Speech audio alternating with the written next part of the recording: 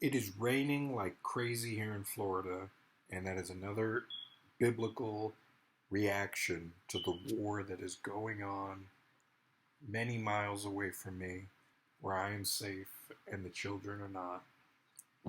Let's talk about why Biden is trying to, I think, stop a war that at this point, I don't even know how the war can end.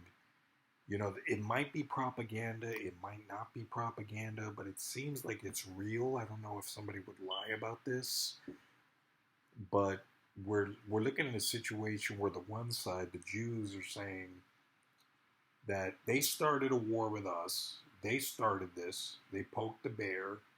The bear mauled them. They started the fight with us. We were living peacefully. They started a fight with us. We're one of the most powerful people in the world. We didn't get to be powerful. If you know, it's like if you go up to a man who's a dangerous killer and you piss him off, he's going to kill you. So they took the hostages, and they're thinking, we're getting our hostages back because we're not going to deal with the situation that the whole world can come over here and be thugs and treat us and bully us. We're going to deal with them. But then you look at what's happened, and you're like, well, what is the cost? Like, at what cost are we doing this? Where it's like, don't be a crybaby. They're the enemy. Those are German kids, right? Like, I know they're not German. I know they're not. They're from Hamas. But it's like, imagine if you were Jews and you started killing 6,000 Nazi children. You'd say, well, they're killing how many of us Jews? 6 million. And I'm hearing this rain, and I'm like, damn, bro, these kids are dead. This is not a joke. This is, I'm sitting over here without a shirt,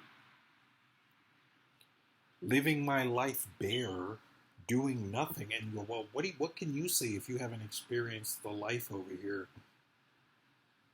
This is sad. This is a sad, sad turn of events. This may be more horrible than 9/11 and Sandy Hook and all these things.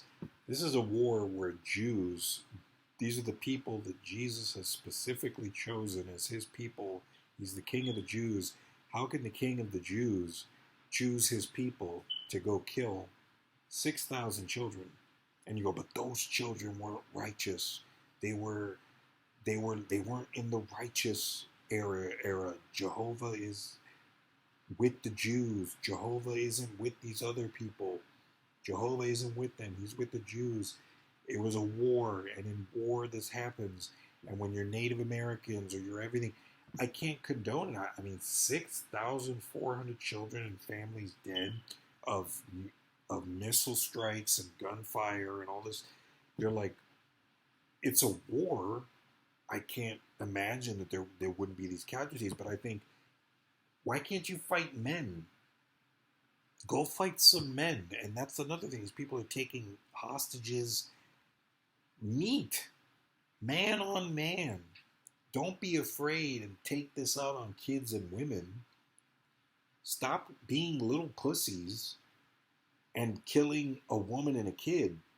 When I watch a movie and I see Captain America about to fight Thanos, I don't go, oh, I hope Thanos snaps away a bunch of children and kills them, because that's going to scare off Captain America. I want to see Captain America, who's this weak person to Thanos, fight Thanos, and it's strength versus strength. Stop being little bitches, be the David and the Goliaths, and fight it out. Fight it out. Stop being scared. Ukraine fights Russia. Stop using all these missiles and these snipers. Fight it out physically. Physical fight. I think a lot of this is that they haven't had sex and they're physically being beaten up. So everything has to be, like Friday said, you're men who are afraid to take an ass whooping, and you want to use knives and guns and missiles. Fight it out. What do we lose if you beat the shit out of somebody and kill them? You punched them and you killed them.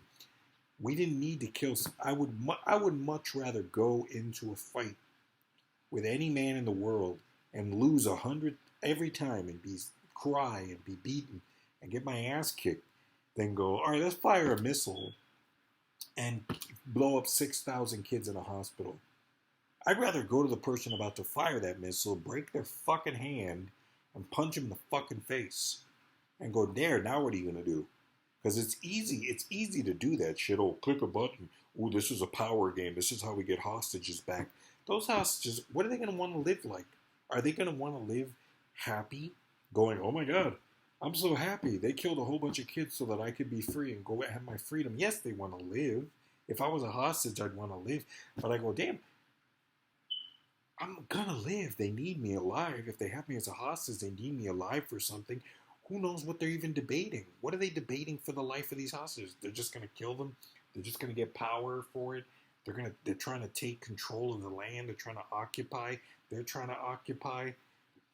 This has all been predicted in the Bible. Nation against nation.